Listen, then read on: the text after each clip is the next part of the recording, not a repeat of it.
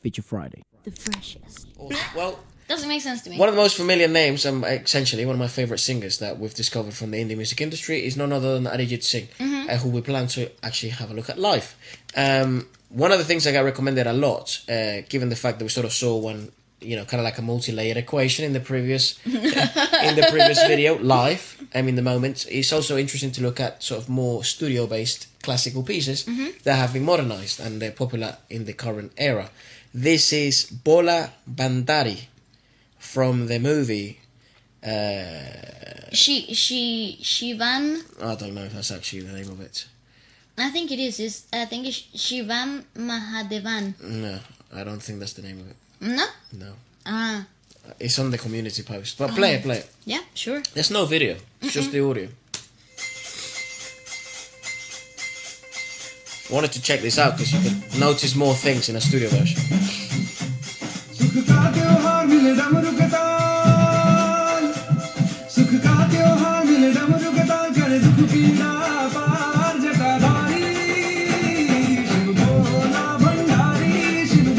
It's quite cheerful. Brighter. Still have the communal sense to it. I love the inclusion of that bell. Ding, ding. Yeah.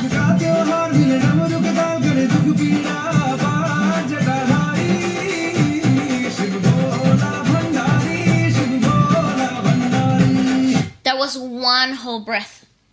You understand?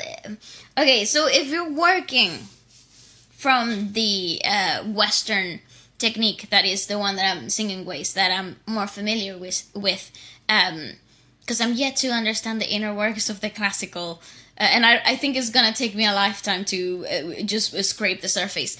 But in comparison to what I've learned, the understanding of the singing phrase in the way that it's structured. Yeah, it's obviously very possible to carry out a very long singing phrase in the way that like it is in the song. But what makes it even more challenging is the obvious addition of the intricate inner works of the singing pattern itself, because it shifts and changes, and all of those shifts and change actually don't come from the larynx modulation, which I think it might be the reason why the singing phrases sustain the breath flow so effortlessly, because there's no actual change, movement, energy exertion from this muscle group, but from the head modulation and the tongue positioning and even the shift on inside of the mouth. So perhaps maybe that might be the reason. We definitely know that the most noticeable thing in terms of technical disparities between the West and Southeast, the Southeast actually, is that they don't move their bloody larynx. Yeah. That's not trained in the same way that you that's like, it's so bizarre though, because it's like, how did they even come up with that? Yeah. And how did we come up, in the West, that you had to move the larynx? You know what I mean? It's so odd. It's so two completely that they both different, went different ways. and the results are completely different too. It's not like you're gonna get a similar result from one end to the other. You're actually getting really completely different. Yeah. That is so refreshing, don't you think?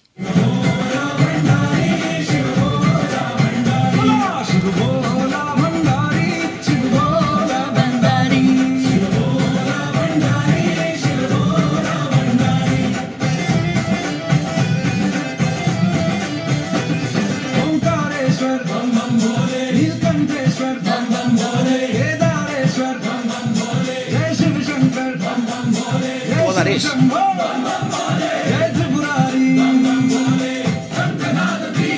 like metal.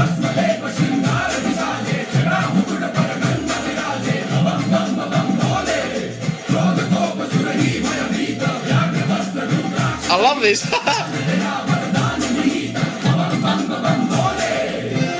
That's amazing. That's amazing. Yeah, that's why you would think Hindi rap is so easily finding their rhythmicality, right? Like They're out here rapping in classical Indian. Yeah, because and then the cross phrasing and they play with the dynamics of the rhythm. This is so fun. The phrasing is really cool.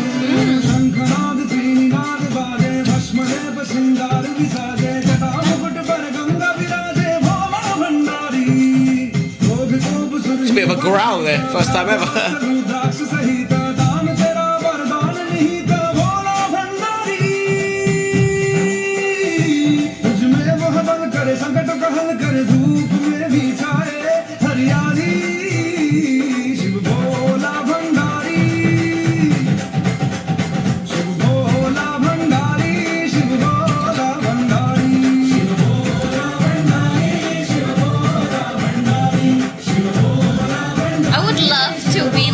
Procession, see this live.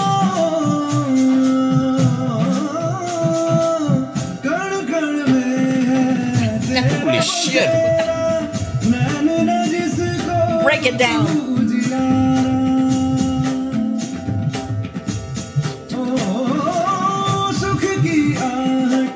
You see, that's what's so different in sort of the percussion arrangements in Indian classical music, that you would never see that anywhere else. Like when he's about to do a run, you do a fill.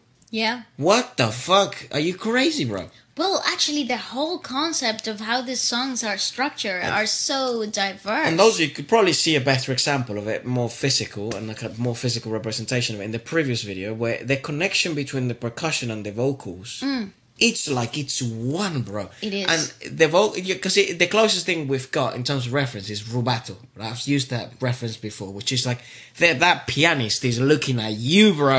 You know what I mean? You're leading, so we have to adapt as we go. And the cymbals and the minor percussion is trying to create curtains as you say different phrases, but you're leading the ball, you know? That's so correct. In here, it's always like that in that sense, but I guess it's like the percussion, the hits are also aligned to the phrasing of the song. It is. So it's like the tabla was a piano. It in is. a rubato section. That is a crazy way of looking at percussion. I totally agree, because I don't think I've ever seen it in any other part of the world except for India. Maybe Pakistan, but at the end of the day, they were one, right? I was reading about the partition. You guys sent me a really lovely email. Obviously there's so much more that I don't understand, and I have lots of questions. But yeah, I was sort of understanding. Now I understand clearer why sort of, you know, in Pakistan and in India, which probably be said India and Pakistan historically, right? Why the sounds are sort of so similar, and what they've also, both industry have flourished at different things as well. Like, you know, India has, you know, this unbelievable movie industry and sound across different regions of just India, right? So imagine in the regions that India sort of influenced, and it was all at some point one. So you can only imagine the historical, what would you call it? Not consequences, but historical trails that all of the, you know, that India has left throughout the whole world, really. Yeah, but I think the only place in the world where I've seen the percussion be the lead companion to vocals. Yeah. Where it also provides melody and depth at the same time. It's definitely in the Indian music industry. I had never even to be more general about it, would be Southeast Asia. Essentially, Yeah, it's the only place in the world where you'll see that approach to music and percussion. I had never even fathomed the idea of having just vocals and percussion before. It did, yeah. That's how crazy it is. You know? It didn't even bloody come to your head. It wasn't even a possibility. In 3 years plus of you doing music. Yeah. So crazy.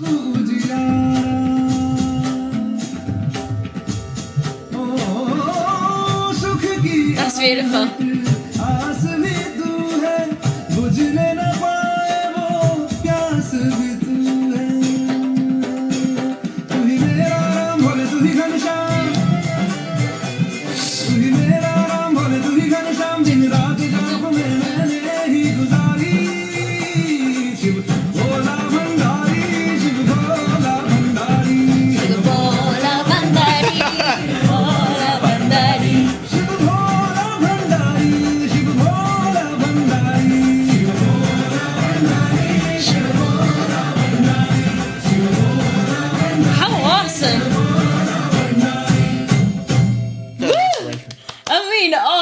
Put the lyrics. I think we can find the lyrics of this, because I tried looking for this, and I don't think, because it's a classical piece, but I think I could find like a conceptual translation of it, but I'll do my best.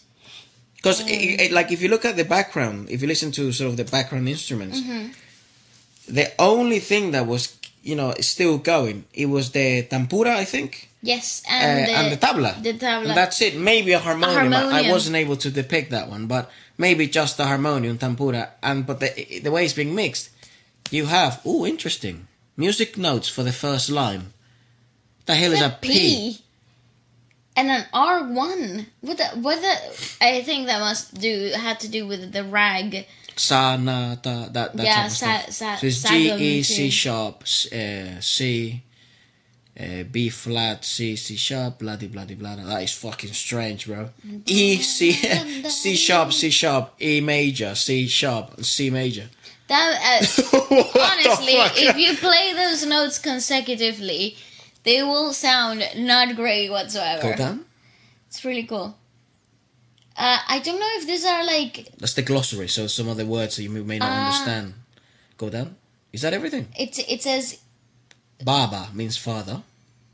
Bhandari, one who is treasure house. Oh. One who is a treasure house. Bhola, innocent. Brahmananda is supreme bliss. Oh. But you see, there is some type of like joyous... Because this is a prayer, I think, from the movie. You see him Murari, that means one who killed the demon Mura, Lord Krishna. Vare, Murari, Murare. Nite Yanada, always in bliss. Patiha, downtrodden, helpless. That's a good word, I love that word, downtrodden, quite sad. But Pavana means sacred. Then That's beautiful. Premananda, bliss of love. Now, is this like Elden talk? Perhaps, maybe like olden English. Yeah, sort of like Shakespearean shit. Yeah. Thou shall... Yeah. Thus the apple poisoned by thee. I always love pretending that I said something, but I didn't say anything. In Shakespearean. We're from Scotland. Where was Shakespeare from?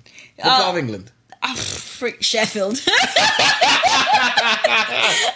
Wow, that is so sad that we don't know where Shakespeare was born. That's really embarrassing. Both of us had to study it. Some of you guys like to meme a bit, and you say like, "Oh fuck, Efra, you send me memes. You guys make them yourself." We should make a Reddit board because I see other proper YouTubers they do it. He was born in Stratford upon Avon. Stratford. Stratford. The part of Avon. Yes.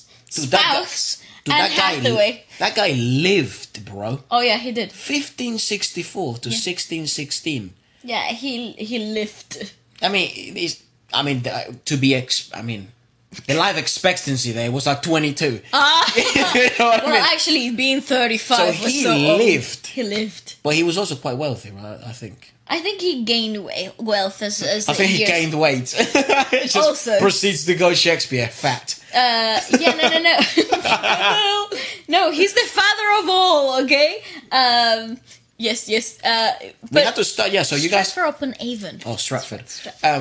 Sheffield. You guys meme and you send us these pictures of like Waleska and Efra pretending that we were in English class, and them reading this sentence and depicting 25,000 meanings from it. We did have to study Shakespeare, and I did hate it. And also, I was really good at English class. So was Walucha, but not by choice.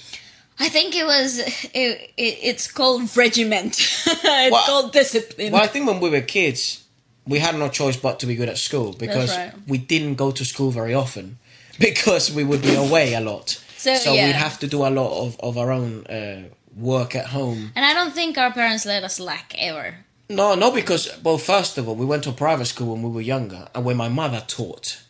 So we couldn't, like, the whole reputation thing was a big deal as well. You couldn't have bad grades. Like no, and we would ask for special permissions all the time and missed weeks, really, sometimes.